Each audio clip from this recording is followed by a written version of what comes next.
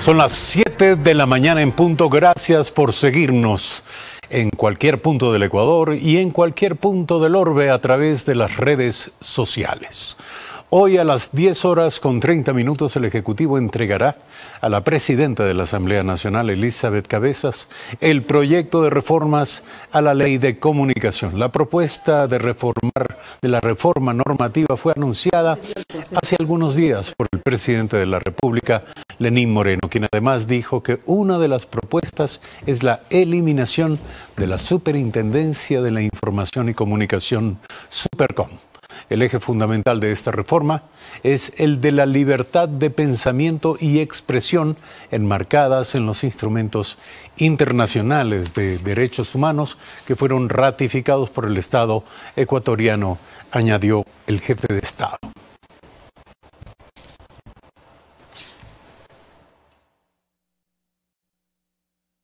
Siete de la mañana y 1 minuto, como lo advertimos, se encuentra con nosotros Romel Jurado, especialista en desarrollo normativo y políticas públicas para la aplicabilidad de los derechos de la comunicación. Buenos días, gracias por aceptar esta invitación. Se apresta ya el Ejecutivo a entregar el proyecto de reforma a la Ley de Comunicación. Ya se han trazado algunas líneas, el propio Presidente de la República lo ha anticipado. Quisiera un criterio inicial de su parte respecto de la orientación de estas primeras formulaciones. Bueno, en primera instancia ha hecho 3 grandes anuncios. El primero es la supresión de la Supercom, esa es la propuesta inicial. Ha hecho el anuncio también de que los medios públicos serán vendidos y ha hecho el anuncio de... No, los medios intervenidos. Perdón, los medios incautados. Incautados. Efectivamente, mil disculpas. Y también ha hecho el anuncio de que habrá una ratificación de los derechos de la comunicación alcanzados de acuerdo a los parámetros internacionales. Sin embargo, hay muchos espacios que todavía uno no logra completar con la información que el señor presidente nos ha entregado hasta ahora respecto de la propuesta de proyecto de reforma. La primera cosa que a mí me llama la atención tiene que ver con cuáles son los derechos de la comunicación que se van a preservar y cuáles son los procedimientos que se van a utilizar para proteger estos derechos. ¿Cuáles cree usted por principio que deben ser preservados? A ver, el primero es que tenemos derecho a tener una información de calidad. Es decir, una información que sea producida siguiendo con rigor 3 aspectos que la ley establece. Verificación, que las noticias que nos cuentan sean la consecuencia de hechos reales realmente sucedidos. Segundo, contrastación, que esa narración de los hechos sucedidos haya consultado a todas las fuentes relevantes y que la narración incluya la versión de esas fuentes relevantes.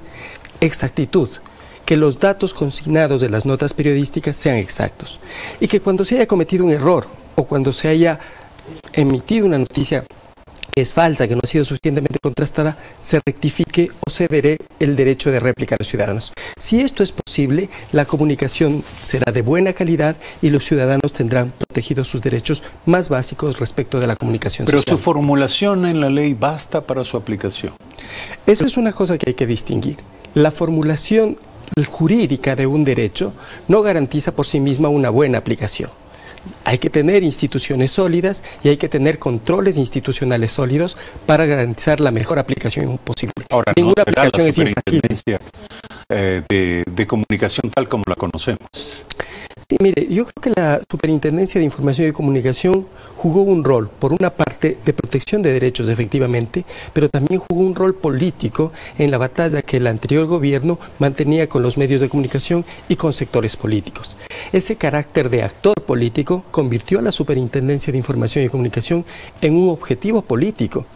En este proceso de reforma, este es el fusible que salta, este es el objetivo político o el trofeo político, si usted quiere, que inicia la reforma, que abre la reforma y que permite a muchos sectores alinearse en la reforma. Pero yo quiero preguntarle sobre eso.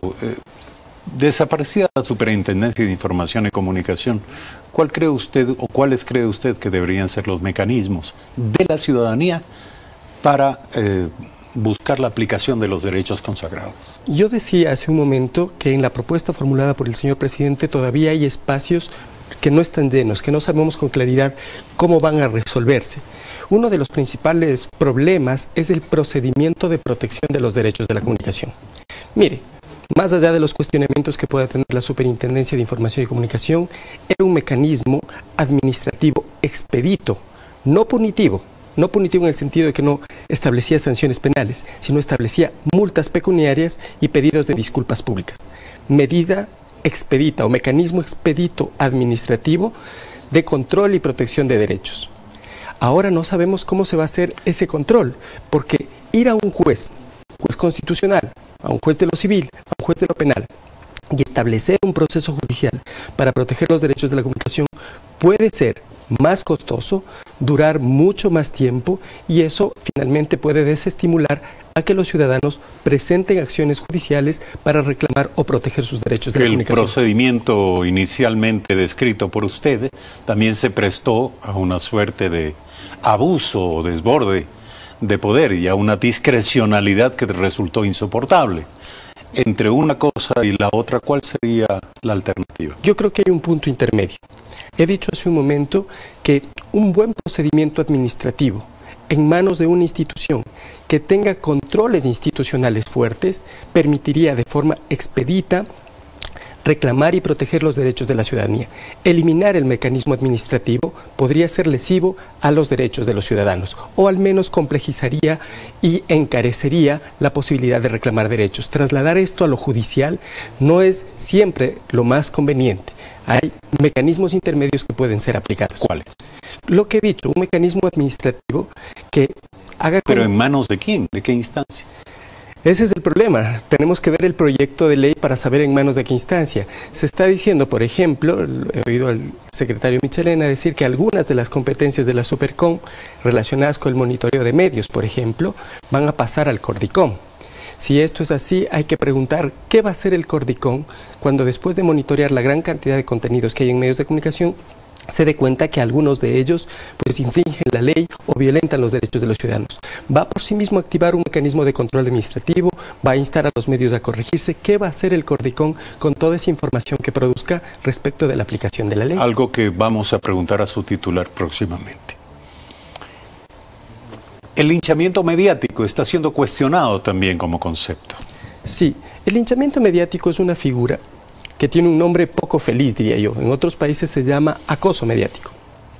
Esta figura proponía que los medios de comunicación no pueden, no deben usarse para, de forma coordinada, disminuir la credibilidad o afectar el honor de las personas, de manera infundada o inventando noticias. Esta idea no es mala por sí misma, pero fue mal comprendida, tanto por las autoridades, cuanto por los medios de comunicación, yo creo que incluso por los propios ciudadanos, y ha generado una complejidad, una dificultad para avanzar en los derechos de la comunicación de orden político, una complejidad política, una complejidad de percepciones. ¿A qué cree usted que se debió a esto?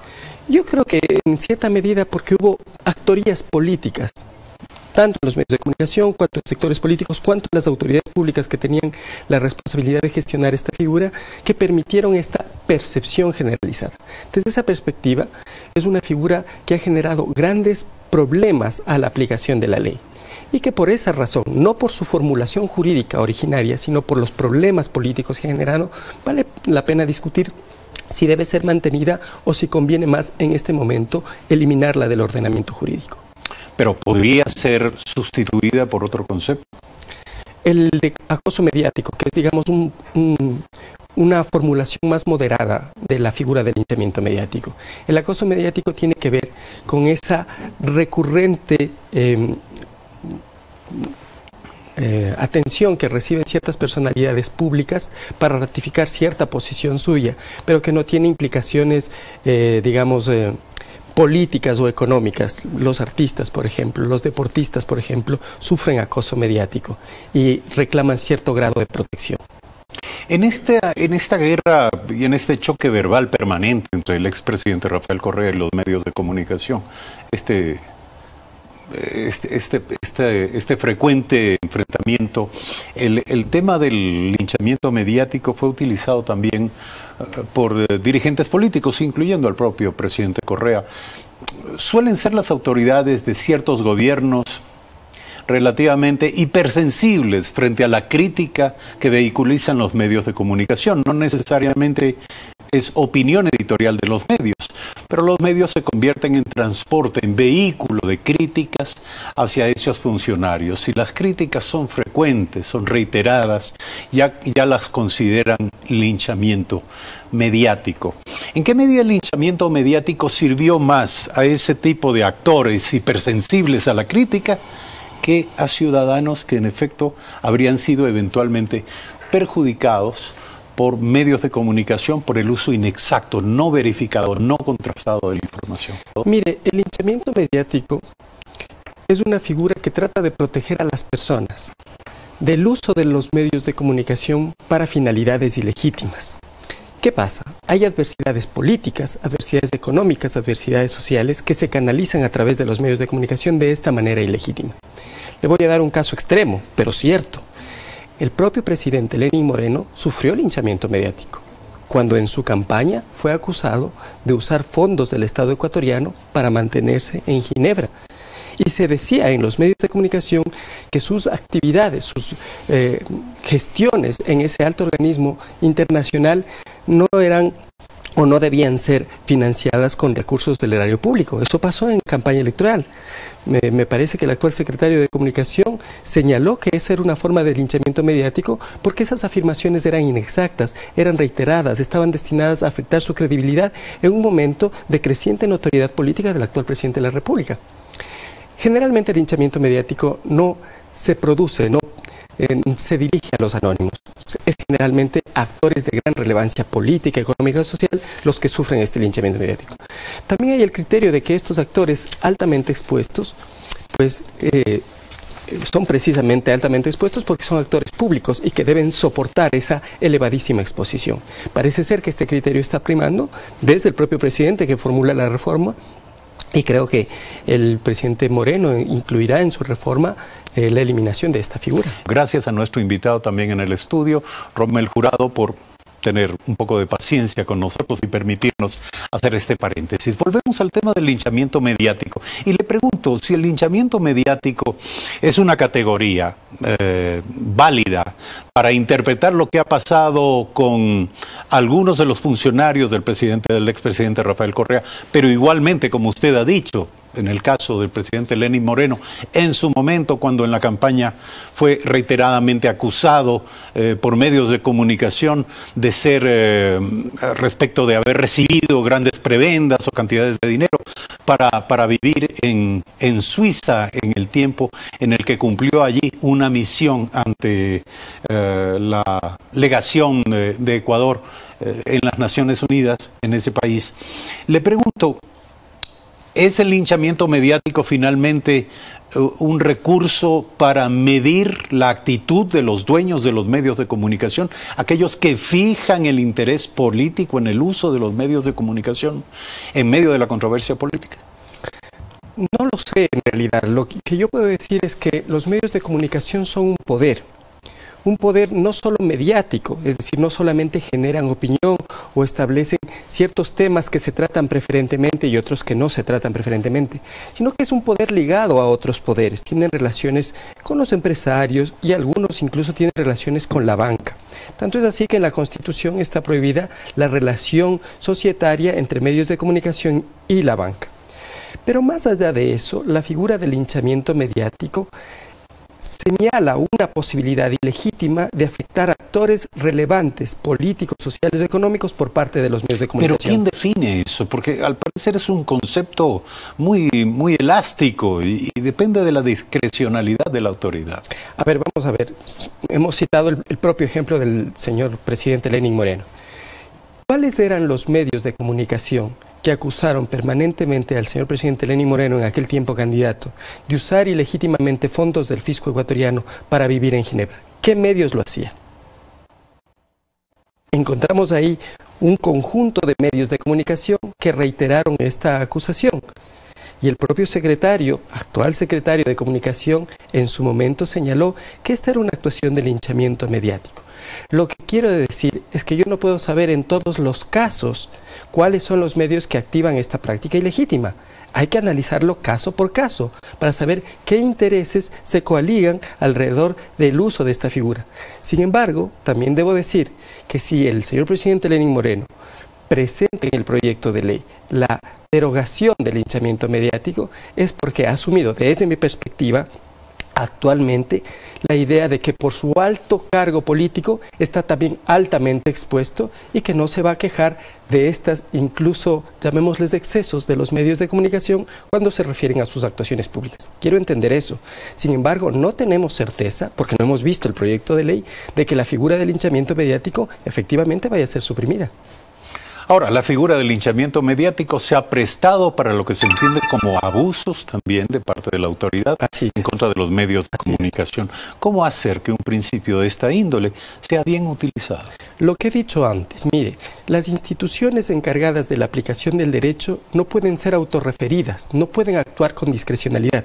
Tienen que tener otros controles institucionales y muchos de los mecanismos para la aplicación del derecho incluyen controles que protegen los derechos de los posibles afectados.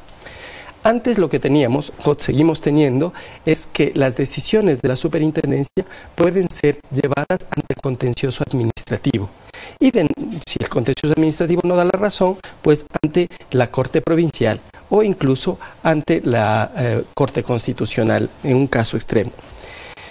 Hay que encontrar mecanismos eficientes, eficaces y cruzados de control institucional para que ninguna autoridad actúe discrecionalmente en la aplicación de la ley. Pero hay que mirar la ley con perspectiva histórica. No se puede modificar la ley solamente pensando en la coyuntura. Hay que pensar que la ley de comunicación ha significado en muchos aspectos avances, que ha tenido aspectos conflictivos, está bien, que hay que mejorar esos aspectos conflictivos, está bien, pero hay que hacerlo con responsabilidad de país y con perspectiva histórica. 7 de la mañana, 30 minutos. Gracias a Romel Jurado, especialista en desarrollo normativo y en políticas públicas para la aplicabilidad de los derechos de la comunicación. Cuando regresemos, luego de una breve pausa, estará aquí Paco Moncayo, ex comandante general del Ejército. Ya volvemos.